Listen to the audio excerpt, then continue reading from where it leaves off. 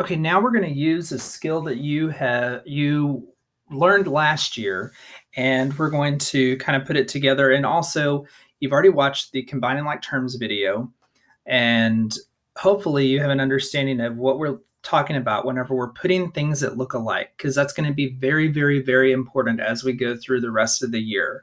And we're solving equations and working through algebra. So an expression has an equals, it does not have an equal sign. So no equal sign. No equal sign. An equation has an equal sign. That is the biggest difference between the two. A variable, we've already discussed that a variable is any letter in the alphabet that's lowercase, A through Z or whatever. A coefficient is that number that is in front of a variable. And coefficients are normally in front of something that is multiplied by something. So what this is telling you, what we'll learn, is that this is 4 times something minus 6 times something is going to give you a number. But we don't know what that something is because we're not there yet. A term, each part of the expression separated by a plus or minus sign. Same kind of thing. You got your plus and your minus signs. That's what an expression is. Like terms, we've already talked about that. These two have x's. They're both alike. And a coefficient is a specific value that does not change. So this 5 will never be a different number. It will always be a 5. All right. So I've kind of put this together a little bit for you so you would kind of understand. Basically, what we are doing is we are undoing whatever is being done to this equation. And what you do to one side of the equation, you do to the other side. So we're going to take something as simple as 5 plus blank equals 7. Okay. When you were in elementary school, you were given, 5 of something, and you had to get to 7. And the only way you could do that was you had to add 2 more. And you knew that you had to add 2 more because your teacher told you that you needed to get to 7, and you learned how to count 1, 2, 3, 4, 5. And I needed 2 more to get to 7. Now you're going to learn the why behind that. So the way that we got that answer there is this was a positive 5 right here. We're going to do the opposite. We are going to undo what this side is telling us to do. And if it's an addition problem, we subtract from both sides. Subtraction, we add both sides. This is something that you might want to write down somewhere. Okay. I'm going to erase that because I need that space. Okay. So I'm going to subtract 5 from this side. Now, what I typically do, and you do not have to do this, but I make myself a little T, upside down T, over where the equal sign is. So that way I know that whatever I do to one side, I have to do the exact same to the other side. That's one of the most common errors that students make. So 5 minus 5 is 0. We don't have to put anything there. We're done. We're over. But 7 minus 5 is 2. Bring down your equal sign, and your question mark means that that the question mark is 2. So 5 plus, we can go check that by putting 5 plus 2 back in where the question mark is, and we should get 7.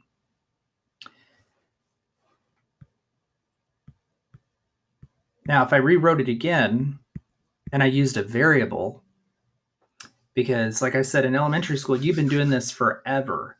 Now you're learning how to do it at a bigger scale. So you've been doing algebra since you were in kindergarten or first grade. All right. I need to find out what this number is. That's what I'm looking for. So I'm going to take the things that look alike, and that is this 5 and this 7 do not have a variable next to each other. So they look alike. Even though they're not the same number, they don't have a variable attached to them. This is a positive 5, so I need to subtract it on both sides, and I get 2. Do you see how this is similar to what you did in elementary school? And like I said, this is going to be a very important slide for you guys to make sure you keep the notes written down or do something like that for you to have access to. All right, let's do some practice here. So we've got negative 25 plus x equals 14. Like I said, I don't have a problem with how you do it, but this is how I do it to help me remember. I need to combine the things that look alike. This 25 and this 14 look alike. And my ultimate goal, your goal for everything, is to get the variable by itself. So this is your variable, and you want to get that by itself. And it has to be a positive variable. And we'll talk more about that in a little bit when we have one that's a negative. So right now, this is negative 25. Well, on the screen before, it said to undo a subtraction problem, I need to add 25. And I'm going to add 25 to this side. So these two cancel out because they become 0. The thing that's left on this side is an x. And 14 plus 25 is going to give you 39. And that is your answer. Now we're going to go check it. And you will do this on all your problems. You're going to go check it. Negative 25 plus 39. Does that equal 14? So basically what this is saying is that everywhere there's an x, I'm going to put the number 39, okay? Well, the two signs are different, so you've got to subtract them. So 39 minus 25 is 14. Does 14 equal 14? Yes, it does. And that's how you know you've got the right answer. All right. Negative 53 equals x minus 14. Same thing. We're going to draw our little separator here, and we're going to combine like terms. And something one of the vocabulary words that I did not put in here was zero pair. And you did that last year where you would take, let me give you an easier question that would actually work with it. So let's say 5 plus x equals 7. So you had 5 positives.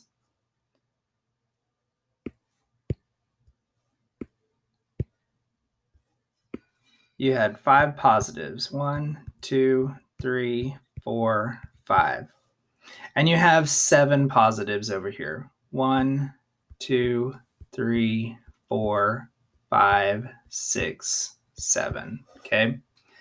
Now I need to get rid of these 5. So 1, 2, 3, 4, 5. They've all canceled out. So that left me with a 0 over here. So let me take 5 away from here. 1, 2, 3, 4, 5. So let's mark those out. We got our 0 pairs out of here. And what do we have left? We have 2 left. That's 0 pair is a very important thing for you guys to remember. Okay. So that's basically what we're doing is we're creating a 0 pair by undoing the operation that we were working with. And we're going to work with some algebra tiles here in the next couple of days just to kind of give you guys a better idea of how this works. Okay. You always start, and this is something you might want to put down, start on the side with the variable.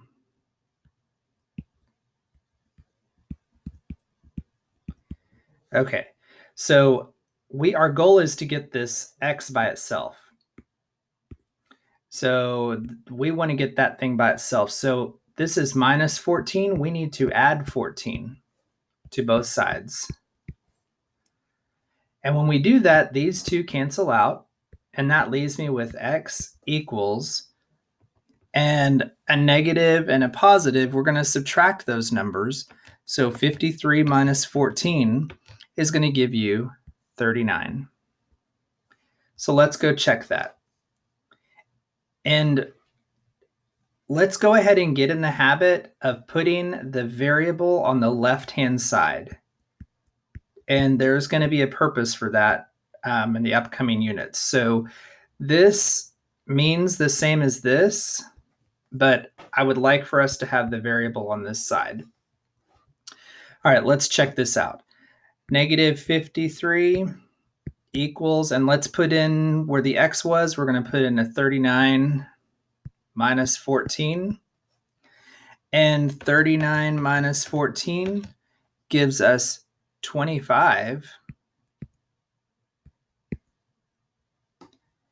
Does that equal 53? No, we've done something wrong. So let's go back and look at our problem. And I did this on purpose so that way we could see so we could see that how easy it is to make a mistake.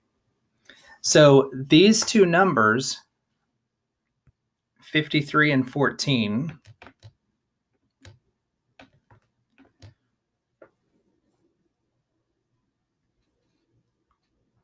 is 39.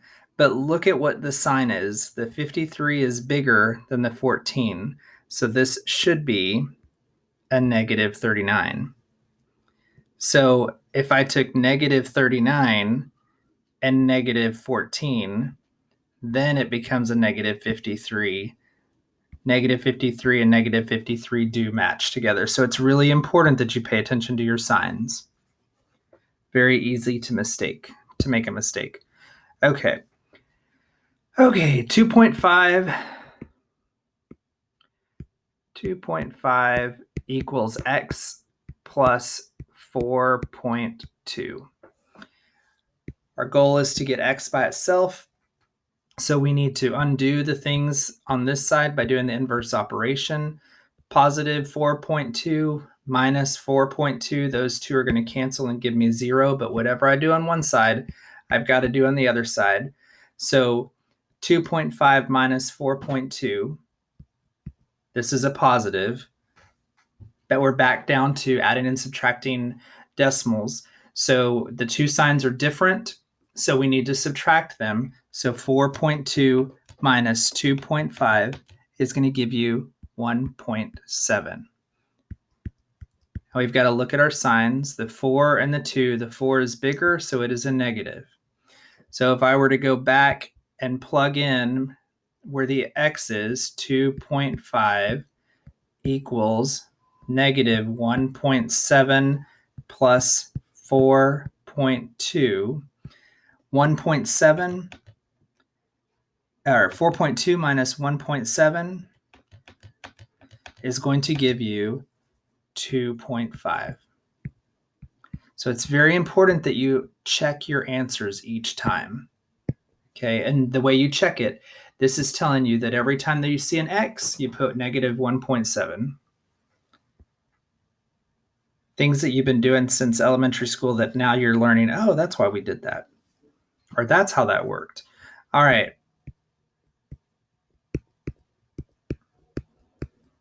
So it's a little bit trickier. So we already know that this, when you have parentheses, it means to multiply. My parentheses thing is, my pen stopped working over there. Okay, so when you've got parentheses, it means to multiply. Well, what this really means right here is negative 32 equals negative 4 times some number. So negative 4 times something is going to give me negative 32. That's all that means. So if you have a variable, and that's what this letter is called now, is a variable, it means that that number is multiplied by whatever it's attached to. So let's look at 2x equals 10. You guys all know that the answer to that is 5. But how did we get that? This means 2 times something gives me 10. Well, for multiplication, to undo a multiplication, I need to divide. So I'm going to divide both sides by 2. And 2 divided by 2, they're going to cancel out. And that leaves me with an x.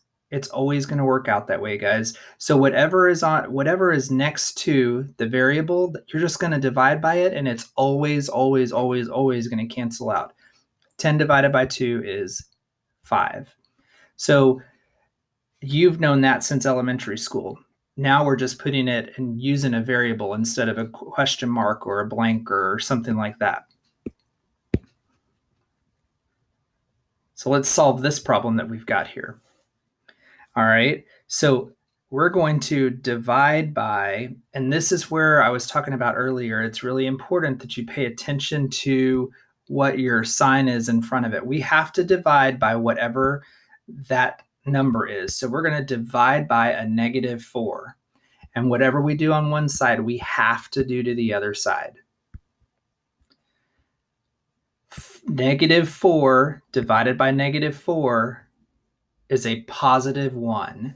And that's where the invisible math comes in here. So you've got your invisible 1 right there. So you've got your x left. So x equals, and then 32 divided by 4 is going to give you 8. And you've got a negative divided by a negative, and that gives you a +8. That's why it's very important for you to remember your integer rules. Now we're going to go check it. -32. Oops, I'm going to make this on the correct side. -32 equals -4 times -8. Not -8, because Mr. Fabro is not paying attention. -4 times 8, a negative times a positive is a negative. So that gives us -32, and that gives us -32 on that side, and -32 and -32 equal each other. So what I'm going to be looking for on all of your problems, I'm going to be looking for you to solve it, and then I'm going to be looking for you to check it. Those are the two things I'm going to really be looking for. All right, let's try this. Oops. Maybe we need to go back to here. And I'm just going to work this out.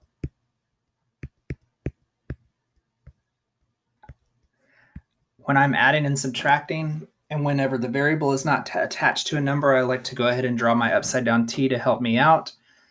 This is I need to combine the things that look alike. This looks like this because they're both numbers and they don't have letters attached to them. And my goal is to get this variable, this in by itself. So I'm going to add 29 to this side, and I'm going to add 29 to this side. And so what's left over here is that letter N. And you already know your integer rules. You've got a negative and you've got a positive, and you've got to put those together so they're not the same sign. So you have got to subtract them, and you get 33. But 62 is bigger than 29, and the sign in front of the 62 is a negative. So let's go plug that back into our equation, and let's check it. So anywhere there was an N, we are going to put -33 minus 29, and it should equal -62. Well, let's check that out. We've got the two signs are the same, so that means we're going to add those numbers together. So 33 plus 29 is going to give you 62. And yes, this should be a 62, not a 69. And the 33 is bigger than the 29, so it's going to be -69. Oh my gosh, -62. I'm not going to redo this video, guys. Y'all are just going to have to go with my error. -62 equals -62. And those two are correct. I think probably some of you guys are already getting and understanding what we're doing here. And so I'm going to try to go just a little bit faster. I'm going to rewrite this question actually, because I want my variable to be on my right side. So 3.3m equals 32 32.01, and that's a negative. All right, I'm going to, because I told you guys this was multiplying by whatever, some number times 3.3 is going to give me m. So now I need to divide by 3.3, because to undo a multiplication problem, I have got to divide. And whatever I do on one side, I have to do to the other side. And I don't know why my pen is so delayed. I'm so sorry, but 3.3. Okay, so this and this, when you divide those out, you still have an m left. So m equals, and then 32.01 divided by 3.3. You've got to remember your division rules, and 32.01 and 3.3, you're going to move that decimal over, and you're going to move that decimal over, and you're going to end up, after you've done your long division, you're going to end up with 9.7. But we've got a negative divided by a positive, so that is going to give us a negative. So let's check it. 3.3 times negative 9.7 should give us 32.01 negative. Well, a positive times a negative is going to give us a negative. So 9.7 times 3.3 is 32.01.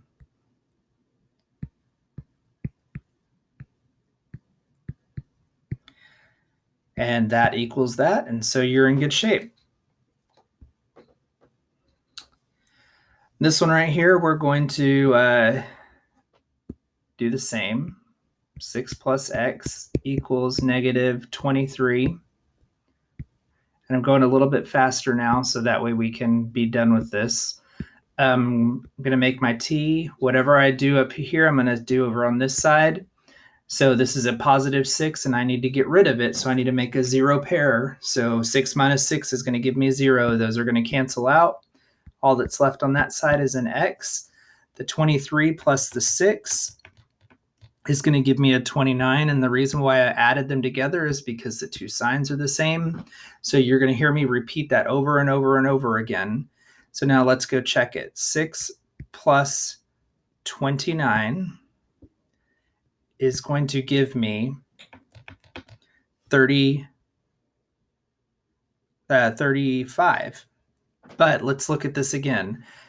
This should be a negative 29.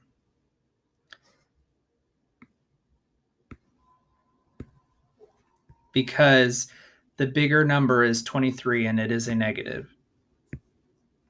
So you're going to subtract the two. So 29 minus 6 is going to give you 23. And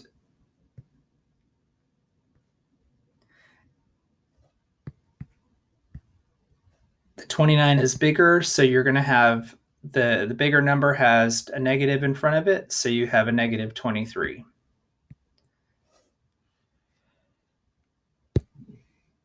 All right, same thing here. You've got 45 equals a negative 9x. This means that 9 times some number is going to give us 45. We already know what that answer is probably going to be. And when we divide, because we're going to undo it, we are going to divide by the entire coefficient, which is a negative 9. And we're going to divide by negative 9 on this side. And 45 divided by a negative 9 is going to give you a negative 5. Because all that's left on this side now is your x. So let's try that. I'm going to flip this around so that way we get in a habit of having our variable on the left-hand side. And guys, there's a reason for that. In the next week, we'll be working with it. So you're going to need to make sure that you at least get in the habit of doing that. All right, so let's do negative 9x equals 45. Negative 9, and we're going to substitute the negative 5 in there. And 9 times 5 is 45. And a negative times a negative is a positive. And so 45 equals 45. So we've gotten the correct answer. It will always work, guys. And that is your last practice problem. I hope that that helps you out a little bit and gets you ready for solving two-step equations.